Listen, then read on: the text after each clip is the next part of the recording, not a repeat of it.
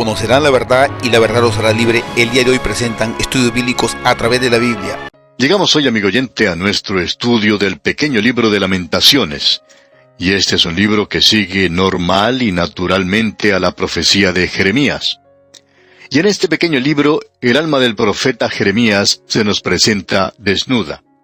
A manera de introducción para este libro, permítanos presentar lo que dijo uno de los grandes expositores de la palabra de Dios, el doctor Alexander White. Él dijo: «No hay nada en todo el mundo que se compare a las lamentaciones del profeta Jeremías. Ha habido mucha tristeza en cada edad y en cada país de este mundo, pero nunca ha nacido otro predicador y autor con tal corazón para la tristeza». Dante sigue a Jeremías, y sabemos que Jeremías fue el profeta favorito del gran exilio. Hasta aquí lo que dijo el doctor Alexander White. Ahora, al llegar a estudiar hoy este pequeño libro, entramos en realidad al corazón de Jeremías. Hemos tenido mucho que decir en cuanto a él y cómo este hombre presentó un mensaje que rompió su propio corazón. Y así fue. Ahora, la estructura de este pequeño libro que tenemos ante nosotros podría ser de la siguiente manera. Tenemos 5 capítulos y son 5 lamentaciones, 5 elegías. Son casi cantos fúnebres. Son tristes y melancólicos, algo que no se puede describir. Y aquí vemos a este hombre Jeremías parado allí, en medio de Jerusalén, y llorando. Y eso era casi todo lo que él hacía. Él tuvo que entregar un mensaje muy duro. Hemos visto que él comenzó su ministerio siendo un hombre muy joven durante el reinado de Josías. Y bajo el liderazgo de Josías tuvo lugar el último avivamiento, algo bastante superficial, como hemos dicho, pero aún así muchos corazones fueron tocados. Y evidentemente Jeremías y Josías eran amigos. Eran jóvenes que trabajaban juntos. Y luego Jeremías continuó su tarea aún después de la muerte del joven Josías en la batalla en Megido contra el faraón Necao, una batalla a la cual Josías no tenía que haber ido. Luego vemos a este hombre Jeremías profetizando durante el reinado de 4 reyes malos: Joacás, Joaquín, Joacim y Sedequías, quien fue el último. Y este hombre, al tratar de llamar a este pueblo y a su nación de regreso a Dios, en realidad nunca consiguió disuadir o evitar ese curso hacia abajo que llevaba la nación. Y él presenció la destrucción de Jerusalén, y él vio cómo se quemaba la ciudad. Él se sentó en las cenizas calientes, y lágrimas calientes surcaron sus mejillas. ¡Cuán trágico e infeliz! ¡Cuán desdichado era este hombre! Usted puede colocar lágrimas en un tubo de laboratorio y analizarlas desde el punto de vista científico, y creemos que usted verá que hay mucho de sal en sus lágrimas. Pero no creemos que uno pueda apreciar científicamente el dolor y la tristeza y el quebrantamiento del corazón de este hombre. A él se le ha llamado el profeta del corazón quebrantado. Una vida que ha sido llena de lo tierno, lo patético, y su sollozar era una cosa solitaria. Él era un profeta solitario. Él es el profeta llorón de la Biblia. Y este pequeño libro de Lamentaciones está lleno de lágrimas y tristezas. Aquí tenemos la pluma del dolor. Un poema de piedad, de compasión. Es un proverbio de lo patético. Es un himno de angustia. Es un salmo de tristeza. Es una sinfonía de dolor, una historia de lágrimas, una expresión de desolación. Es un relato de agonía. Es el muro de los lamentos de la Biblia. Está lleno de lágrimas, y las lágrimas no le ayudan a uno a ganar un concurso de popularidad. Ella Wheeler Wilcox dijo lo siguiente: «Ríete, y el mundo se ríe contigo. Llora, y llorarás solo». Porque este mundo triste debe pedir prestada la alegría, pero tiene demasiados problemas por sí mismo. Las lágrimas por lo general se toman como una señal de debilidad, y el llorar es algo afeminado. El lloriqueo es para los niños, se dice. Y en cierta ocasión, un niñito de corta edad ayudaba a su hermanita más pequeña mientras ambos jugaban. Uno podía observar el cuidado que él tomaba con su pequeña hermanita. Cierto día, la niña se cayó y se lastimó la rodilla, y por supuesto comenzó a llorar, como lo haría cualquier niña, cualquier criatura. Y su hermanito comenzó a consolarla, y comenzó a decirle que no debía llorar. Estaba tratando por todos los medios de convencerla a ella que no debía llorar. Y entonces terminó diciéndole, «Solo las mujeres lloran». Bueno, no sabemos de dónde sacó él eso, pero él pensó que eso la calmaría a ella. ¿Y sabe una cosa, amigo oyente? Eso dio resultado. La niña dejó de llorar. Ahora es por eso que decimos que este hombre Jeremías tenía el corazón como de una mujer. Él era muy sensible, era sincero, era muy comprensivo, era tierno como una madre. Y sin embargo, él presenta el mensaje de la Biblia más duro y severo.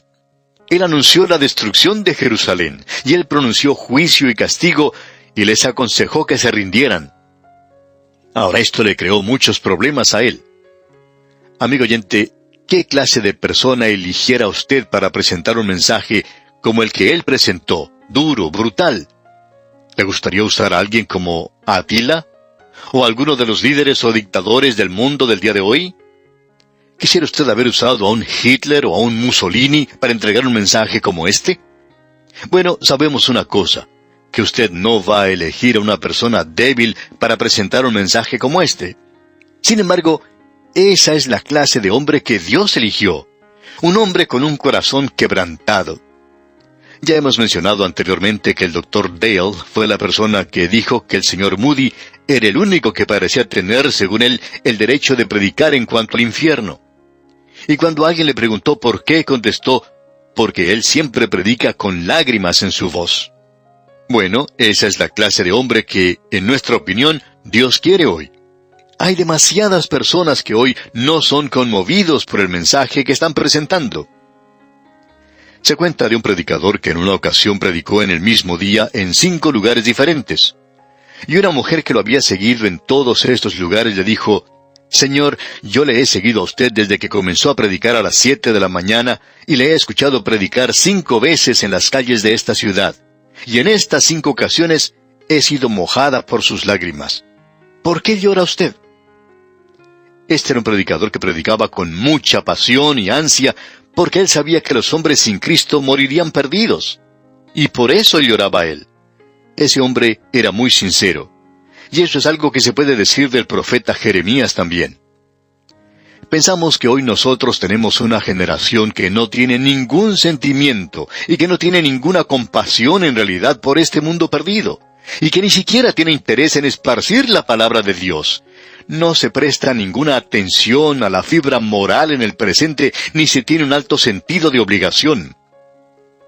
Hace unos años atrás apareció en la revista Selecciones un artículo titulado ¿Cuáles son sus oportunidades de éxito? Y para la gente joven se decía lo siguiente: usted puede lograr esto haciendo un trabajo que pueda disfrutar y que le permita expresar totalmente su habilidad y personalidad. Bueno, es una lástima que Jeremías no hubiera leído eso, porque si hubiera sido así, estuviera buscando otra clase de trabajo. Pero Jeremías podía decir que él se regocijaba en la palabra de Dios. Usted recuerda que allá en el capítulo 15 de Jeremías, versículo 16, él dijo: «Fueron halladas tus palabras, y yo las comí, y tu palabra me fue por gozo y por alegría de mi corazón, porque tu nombre se invocó sobre mí, oh Jehová, Dios de los ejércitos». Este hombre era realmente maravilloso. Los jóvenes de hoy están buscando un trabajo donde puedan entrar y salir y olvidarse de todo lo demás, llegar a la casa y prender el aparato de televisión, y quieren ocultar sus sentimientos y sus emociones y guardarlos en reserva. Y como resultado de esto, uno no encuentra hoy a demasiadas personas que estén envueltas en la predicación, en la expansión de la palabra de Dios. Le damos gracias a Dios por personas que sí se han dedicado a esta tarea, como muchos de los que trabajan en este programa a través de la Biblia. Debemos confesar que no comprendemos muy bien a este hombre Jeremías. Le admiramos, sí. Él es alguien a quien observamos con el deseo de emular. Pero eso es todo lo que podemos decir. Este era un hombre lleno de dolor, de compasión, de sentimiento. Al llegar ahora a nuestro estudio de este libro de Lamentaciones, podemos ver en la primera lamentación en el capítulo 1, que él comienza con una nota muy triste. Usted puede estar seguro que él está cantando en un tono menor. Lamentaciones sigue a la profecía de Jeremías, y en el capítulo 1, versículo 1 leemos: cómo ha quedado sola la ciudad populosa. La grande entre las naciones se ha vuelto como viuda, la señora de provincias ha sido hecha tributaria. ¿Cómo es que esta ciudad tan grande, cómo es que cayó? ¿Cuál es la explicación? Hay dos declaraciones aquí que él hace y que son tremendas. Y en el versículo 8 de este capítulo 1 leemos: «Pecado cometió Jerusalén, por lo cual ella ha sido removida. Todos los que la honraban la han menospreciado porque vieron su vergüenza, y ella suspira y se vuelve atrás». Esta gran ciudad, su fortaleza estaba en el hecho de que estaban sirviendo al Dios vivo y verdadero. Pero ahora la gente de esa ciudad le da la espalda a Dios. Se revela su vergüenza. ¿Qué fue lo que sucedió? Bueno, aquí dice: «Pecado cometió Jerusalén». ¡Qué cuadro el que tenemos aquí, amigo oyente! Y luego en el versículo 18 encontramos otra explicación. Allí dice: «Jehová es justo, yo contra su palabra me rebelé. Oíd ahora, pueblos todos, y ved mi dolor. Mis vírgenes y mis jóvenes fueron llevados en cautiverio». Aquí tenemos a este joven Jeremías. Él está lamentándose solo por la destrucción de Jerusalén y por las ruinas que existen en ese lugar.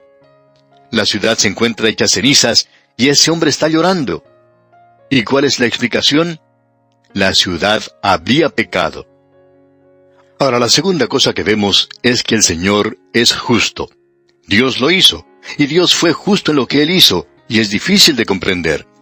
Y queremos volver a esa declaración que Él hizo. Y amigo oyente, debemos decir una vez más que no nos sentimos capaces para tratar con todo esto. Solamente nos encontramos en la periferia de este dolor de este hombre, y encontramos que no podemos entrar en todo esto y solamente podemos mirar sobre la pared a su jardín. Eso es todo. No podemos andar en ese lugar. Debemos decir que Él ha revelado dos cosas aquí: lo amargo y lo dulce. Él ha revelado el hecho de que Dios ama a Jerusalén y que Jerusalén ha pecado. Ahora escuche lo que él dice en el versículo 12 de este primer capítulo de Lamentaciones. ¿No os conmueve a cuantos pasáis por el camino? Mirad y ved si hay dolor como mi dolor que me ha venido, porque Jehová me ha angustiado en el día de su ardiente furor. Como ya hemos dicho anteriormente, la gente no gusta de escuchar acerca de la ira, del furor de Dios hoy. Eso se deja de lado, aún en el día de hoy, en muchos lugares. Hay veces en que uno tiene oportunidad de ver programas de televisión, programas que han sido preparados por algunas iglesias, especialmente en la época de Navidad. Y da lástima a veces escuchar algunos de los cánticos que presentan, porque no están presentando el mensaje como se debe. En algunos programas no se escucha los cánticos con base bíblica. Hay veces en que se coloca uno o dos que tienen un poquito de sabor religioso. Alguien ha dicho de esto: esa es la esencia del Evangelio. Recordamos que cierto profesor dijo lo que era en realidad la esencia. La esencia es el olor que queda en la botella después que se ha acabado el líquido. Y el agua de vida no es eso. En cierto sentido se está presentando las cosas de una manera ridícula, porque aún ellos dicen, y muy correctamente, que el Señor Jesucristo nació de una virgen. Y nos regocijamos al escuchar eso, y que Dios fue manifestado en la carne. Pero luego siguen agregando y diciendo que Él le puede dar a usted una personalidad, y le puede traer paz, y que le puede dar amor, y todo parece tan dulce, tan bueno y hermoso. Uno llega a la conclusión de que allí encuentra que todo llega a ser consuelo y que todo es realmente un compromiso. Y esta gente puede decir: bueno, estamos tratando de alcanzar a un mundo perdido. Jeremías, amigo oyente, también lo hizo, y él no tuvo mucho éxito, pero por lo menos él presentó el mensaje de Dios. Debemos decir que hoy es muy fácil mantenerse en la periferia de las cosas, quizá como lo estamos haciendo nosotros en este instante, y decir lo que decimos ahora. Pero quizás sea necesario que alguien nos diga, como lo decimos hoy: pecado cometió Jerusalén, y Jehová es justo. Dios les amó a ellos, y Él dijo: con un amor eterno. Y Él causó todas estas cosas a esta gente porque Él es justo. Permítanos mencionar aquí otra cita del Dr. G. Campbell Morgan. Él puede expresar esto mucho mejor que nosotros. Él dice: existe la necesidad de una revelación de la ira, el furor de Dios. Esta es una necesidad suprema en el interés del universo. Las prisiones se han creado teniendo en cuenta el interés de los libres. El infierno es la protección del cielo. Un estado o país que no puede castigar el crimen está perdido. Y un Dios que tolera el mal no es bueno. Si usted me niega a mí la revelación bíblica de la ira y el furor de Dios, yo no tengo seguridad en el universo. Pero revéleme este trono establecido y ocupado por aquel cuyo corazón está lleno de ternura, cuyas entrañas están deseando con amor, y entonces yo tengo la seguridad que Él no tolerará aquello que marchita y seca y condena, sino que lo destruirá y todo aquello que coopera con eso, en favor de aquello que es elevado, noble y puro. Hasta aquí la declaración del Dr. G. Campbell Morgan. Amigo oyente, usted y yo estamos viviendo en un universo donde existe un Dios viviente, un Dios cuyo corazón se muestra en amor y que tiene un vivo anhelo por usted. Pero permítanos decirle lo siguiente: usted puede darle la espalda a Él, y Él le juzgará, y aún así, Él le continuará amando, porque Él es el Dios de este universo. No estamos seguros de comprender todo esto, pero sabemos que eso es lo que dice en su palabra. Y algún día, Él aclarará que el infierno está allí porque Dios es un Dios de amor y un Dios de justicia y un Dios de santidad. Y todo el universo, incluyendo al mismo Satanás, tendrá que admitir que Dios es justo en todo lo que hace.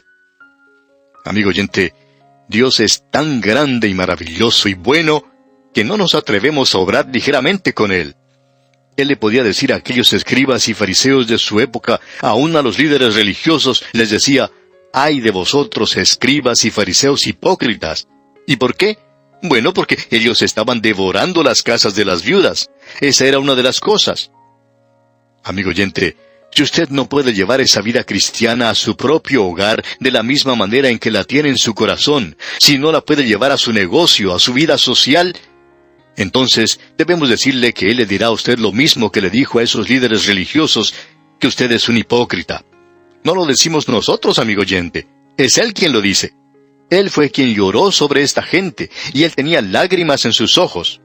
Mis ojos están secos, pero los ojos de Él están llenos de lágrimas por usted y por mí hoy. Ah, amigo oyente, no vuelva a su espalda a un Dios que le ama de esta manera. Llegará a ser algo muy trágico si usted hace eso. Y vamos a detenernos aquí por hoy. Es nuestra esperanza que el estudio de este corto libro le depare las más abundantes bendiciones. Es nuestra oración que el Señor le bendiga en gran manera. El día de hoy, amigo oyente, llegamos una vez más a este libro de Lamentaciones de Jeremías, donde el profeta, como hemos dicho, abre su corazón y su alma ante nosotros. Él se pregunta por qué la ciudad de Jerusalén está tan solitaria. Y él da una respuesta doble. Pecado cometió Jerusalén. Eso lo vemos allá en el versículo 8 del primer capítulo de Lamentaciones. Y luego la otra respuesta la encontramos en el versículo 18 de este mismo capítulo 1, donde él dice: Jehová es justo. Yo contra su palabra me rebelé. Oíd ahora, pueblos todos, y ved mi dolor. Mis vírgenes y mis jóvenes fueron llevados en cautiverio. Lo que Dios hizo, lo hizo porque Dios es justo. Dios no puede cerrar sus ojos al mal. Inclusive cuando sus propios hijos le desobedecen, Dios debe disciplinarles. Él tiene que actuar, aunque esto también quebrante su propio corazón, porque Jeremías nos revela el corazón de Dios, y quizá Él no tenga todas las respuestas, como nosotros no las tenemos hoy, pero lo importante es confiar en el conocimiento de que Dios está haciendo lo que es justo, y Él es justo en lo que hace, y que Él fue justo al permitir que Jerusalén fuese destruida, y que su gente fuese a la cautividad. Esto, por supuesto, quebrantó en cierto sentido el corazón de Dios, y este hombre Jeremías nos revela esto. Quisiéramos compartir con usted un pequeño poema de la pluma de Smith, el cual pensamos nos permite penetrar a la vida de este hombre.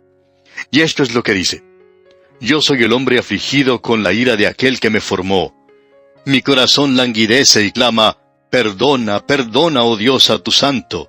Aún así, con tinieblas, él rodea mi camino. Mis ojos se llenan de lágrimas candentes al ver a la hija de mi pueblo muerta, y en Jerusalén reina el impío. En mí se acumulan los problemas. Mis adversarios aplauden con manos pecaminosas, mientras se burlan y sacuden sus cabezas y dicen: ¿Dónde está el templo de ayer, la ciudad más noble de 100 de tierras? Entonces confesamos nuestra culpa. Señor, levántate, véngate de nuestros enemigos. Bien, este hombre Jeremías era el hombre que clamaba, y él quería saber por qué. Y Dios le permite ver que lo que él está haciendo es justo. Y aún así, se presenta esta pregunta: ¿cuánto está implicado este pueblo? ¿Le importa esto en realidad al mundo? Y en el versículo 12 de este capítulo 1 de Lamentaciones leemos: ¿No os conmueve a cuantos pasáis por el camino? Mirad y ved si hay dolor como mi dolor que me ha venido, porque Jehová me ha angustiado en el día de su ardiente furor. Con este versículo habíamos finalizado en nuestro programa anterior. Es muy difícil para el hombre hoy aceptar el hecho de que Dios está enojado. Estamos viviendo en un día cuando este asunto del amor de Dios ha sido utilizado al máximo. Y estamos de acuerdo con esto. Dios es amor. Y por cierto que necesita enfatizarse porque la iglesia no ha llevado el amor de Dios al mercado. Y luego llegó una generación que le dio demasiado énfasis al amor. De eso estamos seguros, pero por lo menos ellos dirigieron la atención hacia el amor de Dios.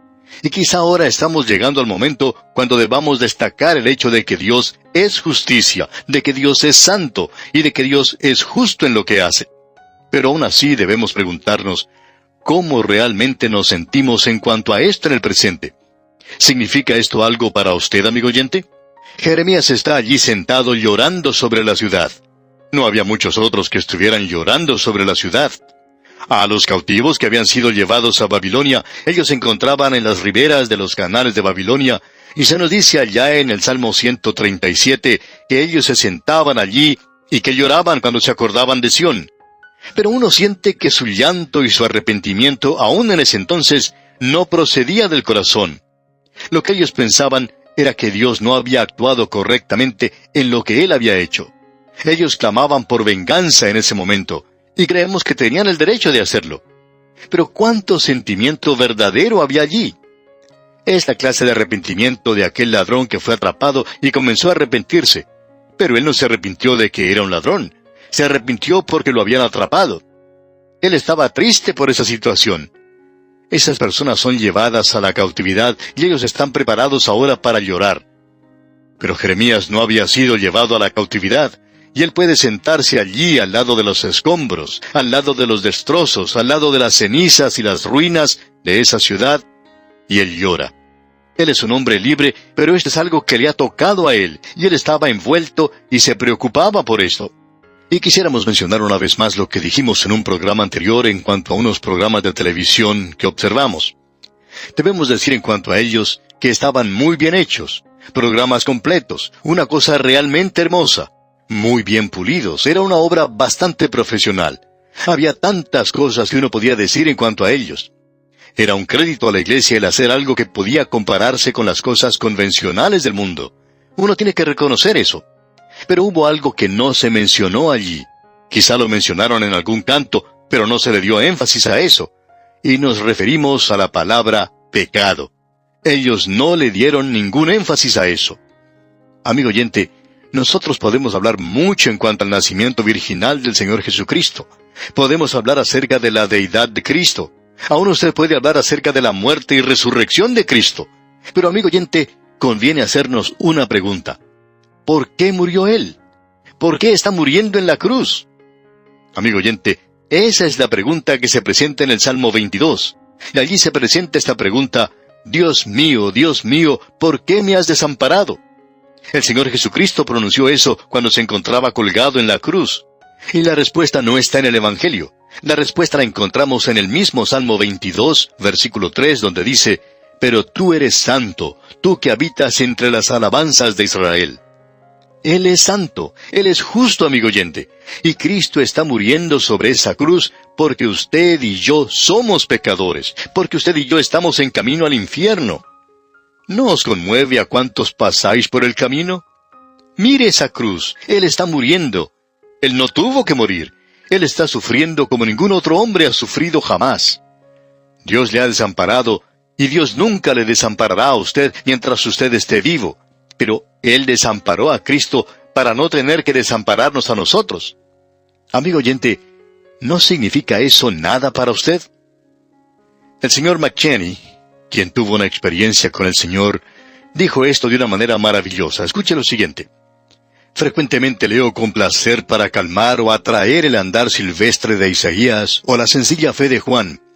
Pero aun cuando ellos mostraban el madero empapado de sangre, Jehová Tzidkenu era nada para mí. Ahora permítanos aclarar que Jehová Tzidkenu quiere decir Jehová justicia nuestra. Permítanos continuar ahora. Como las lágrimas de las hijas de Sión corrían, yo derramé las mías cuando las aguas cubrieron su alma. Sin embargo, no pensé que mi pecado le había clavado al madero. Jehová Tzidkenu. Eso era nada para mí. ¿Es eso algo para usted, amigo oyente? Continuamos ahora citando a McChenney. Cuando la gracia misericordiosa me despertó, mi luz procedente de las alturas, entonces un temor legal me sacudió. El pensar en morir me hacía temblar. No había refugio ni podía hallar ninguna seguridad en mí mismo. Jehová Tzidkenu, mi Salvador debe ser. Mis terrores todos se desvanecieron ante ese nombre tan dulce. El temor de mi culpa desapareció. Con arrojo llegué a beber a la fuente viviente y gratuita. Jehová Tzidkenu es todo para mí. Amigo oyente, ¿no significa nada para usted que pasa de largo hoy? ¿Ha venido usted a Jesucristo hoy solamente para tener un poquito de personalidad? ¿Para tener un poquito de paz en su alma? ¿Y para crear un poco de amor en su altar? ¿Es esa la razón por la cual Él murió en la cruz? Amigo oyente, Él murió en la cruz para salvarle a usted del infierno. Esa es la razón por la cual Él murió. El Espíritu Santo ha venido al mundo con un propósito declarado, y una de las razones por la cual Él ha venido es para convencer al mundo de pecado. ¿Qué clase de pecado? ¿De muerte? ¿De robo? Sí, creemos que eso es cierto, pero es algo peor que eso. Ellos habían pecado porque no habían creído en Él. ¿Cuál es el peor pecado en este mundo hoy? Bueno, Dios tiene un remedio para el asesino. El ladrón en la cruz era un asesino, y él fue salvo. Creemos que Pablo es culpable de muerte. Creemos que él fue responsable por la muerte de Esteban. Pero él fue salvo. Amigo oyente, tenemos que decir que Dios tiene un remedio para el asesino. Dios tiene un remedio para el ladrón. Dios tiene un remedio para el mentiroso. Pero Dios, escuche bien, no tiene un remedio para aquel hombre que rechaza a Jesucristo. Porque no creyeron en mí, dice él. Y diríamos que ese es el mayor pecado que usted pueda cometer. Por supuesto reconocemos que es un estado más que un hecho o una acción, porque no creemos que usted pueda cometer ese hecho de rechazar a Cristo. Creemos que uno puede llegar gradualmente al estado donde esto no tiene ningún significado en lo absoluto. Y creemos que hay aquellos que han llegado a ese lugar hoy. Hemos visto que Jerusalén, en el libro de Jeremías, llegó al punto donde Dios pudo decir a este hombre: Jeremías, no te molestes, que ellos no te están escuchando. No te molestes si yo no respondo a tu oración. Él dijo, si Moisés estuviera aquí, aun si Elías estuviera aquí y Samuel, yo creo que podría haber llamado a todos los santos del Antiguo Testamento y decir que si todos ellos estuvieran allí, eso sería demasiado tarde. Ya pasaron ese punto donde ya no se podía regresar. Y pensamos que en esta edad tan sofisticada en la cual vivimos hoy, hay muchas personas que ya han pasado ese punto. Debemos comentar que hemos visto la conversión de muchas personas. Hemos conocido a varias personas que han sido salvas a través del ministerio radial. Y estamos seguros que si uno hubiera visto a esas personas antes de haber sido salvas, uno hubiera dicho que era un caso ya sin esperanza alguna. Cierto hombre, drogadicto, un hombre hundido en el pecado, había cometido varios crímenes. Aparentemente él era culpable de la muerte de una o dos personas en un accidente. Pero este hombre llegó a salvarse de una forma maravillosa. Así es que nosotros no podemos decir quién es la persona que ya ha cruzado ese punto. Pero en algún lugar uno cruza esa línea. Y eso es lo que ha pasado con esta ciudad de Jerusalén. Eso puede pasar con una persona también. ¿Qué significa para usted, amigo oyente, la muerte del Señor Jesucristo? En cierta ocasión, un hombre escribió su testimonio en un libro y contaba cómo Dios le ha hecho a él rico. Él tiene de todo. Pero en ese libro lo único que uno ve es yo y yo. Y no podemos encontrar en ningún lugar donde él dice algo de cuánto significa el Señor Jesucristo para él. Amigo oyente, ¿Cuánto significa el Señor Jesucristo para usted hoy? ¿No significa nada para usted?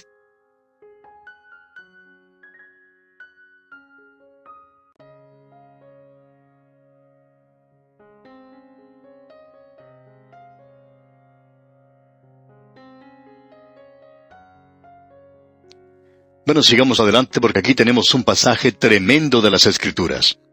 En el capítulo 2 de Lamentaciones, versículo 5 leemos: El Señor llegó a ser como enemigo, destruyó a Israel, destruyó todos sus palacios, derribó sus fortalezas y multiplicó en la hija de Judá la tristeza y el lamento. Dios está diciendo aquí: toda la responsabilidad es mía por lo que ha hecho Nabucodonosor. Yo permití que él viniera.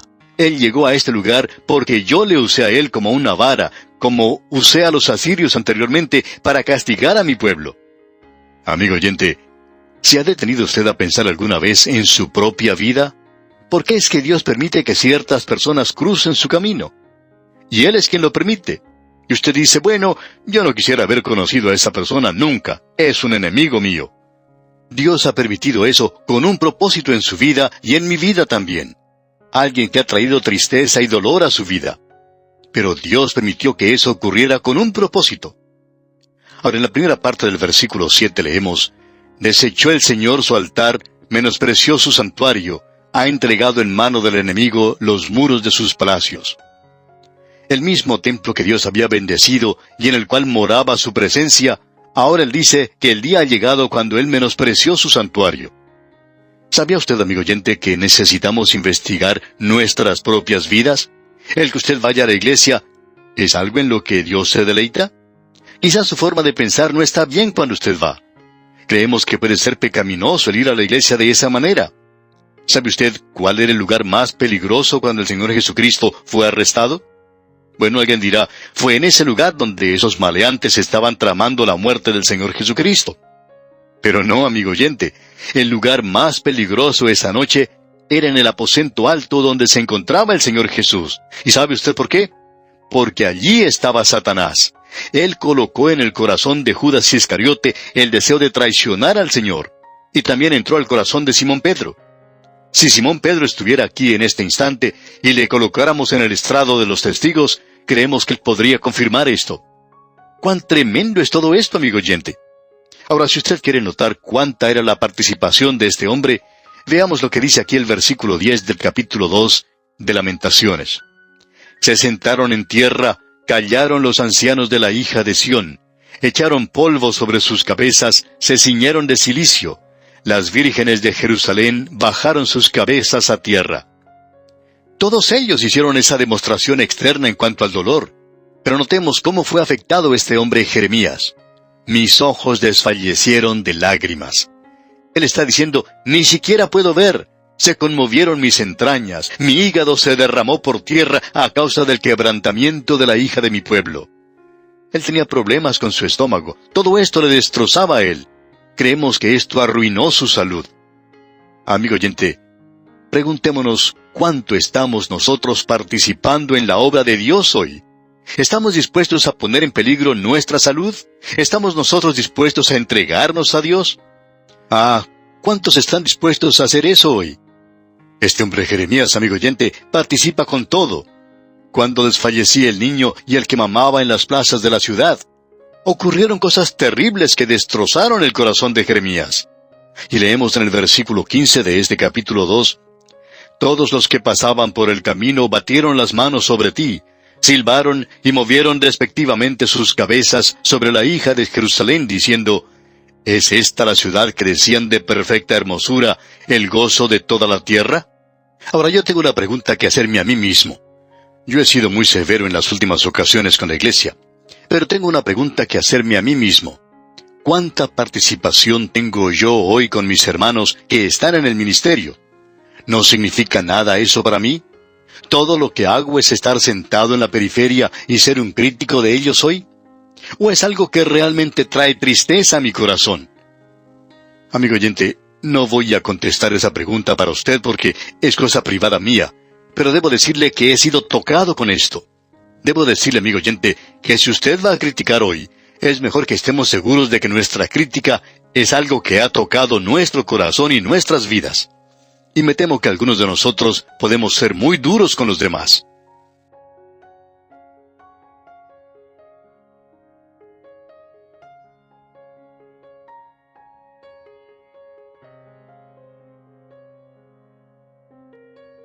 Ahora el profeta dice en los primeros 4 versículos del capítulo 3 de Lamentaciones: Yo soy el hombre que ha visto aflicción bajo el látigo de su enojo. Me guió y me llevó en tinieblas y no en luz. Ciertamente contra mí volvió y revolvió su mano todo el día. Hizo envejecer mi carne y mi piel, quebrantó mis huesos. Jeremías es un hombre que está quebrantado de salud. Él ha visto muy de cerca estos problemas y él ha entrado en ellos. ¿Cuántos de nosotros estaríamos dispuestos a pasar a través de esto?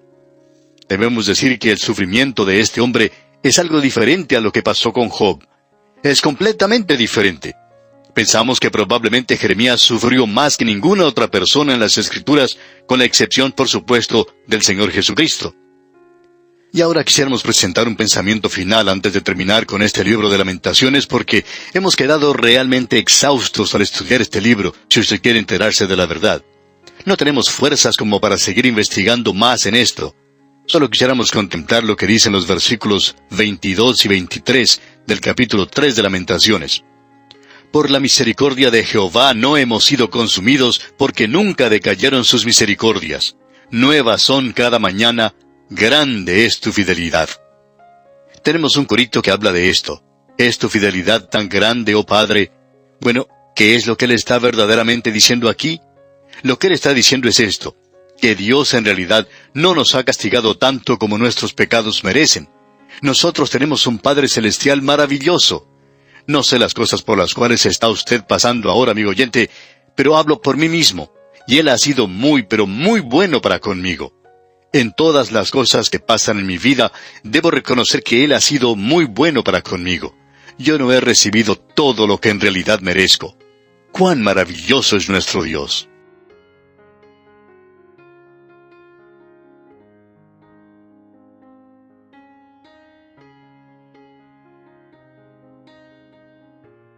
Y notemos ahora, para finalizar, lo que dice el versículo 6 del capítulo 4.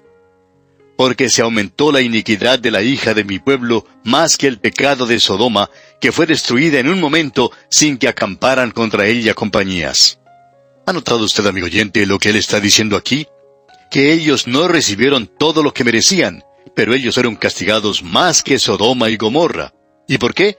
Porque Sodoma y Gomorra no tenían la luz que Jerusalén tuvo.